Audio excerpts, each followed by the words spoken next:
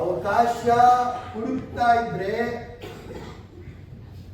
From nothing to everything ಪಡ್ಕೋಬಹುದು.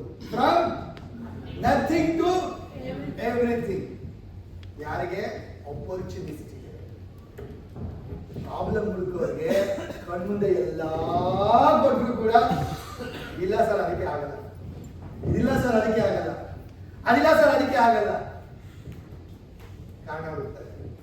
ಆಡ್ಬೇಕು ಅನ್ನೋರಿಗೆ ಏನಿಲ್ಲ ಅಂದ್ರೂ ಕೂಡ ಅಪೋಸಿಟ್ ಕ್ರಿಯೇಟ್ ಮಾಡ್ತಾರೆ. ಇಲ್ಲಿಂದ ಏನು ಇಲ್ದಿರ ದೊಡ್ಡ ಸೌದೆ ಮಂಡಿ ಮಾಡಿದವನು ಈ ತರ ಅವಕಾಶಗಳನ್ನ ಕ್ರಿಯೇಟ್ ಮಾಡ್ತಾರೆ. ರೈಟ್?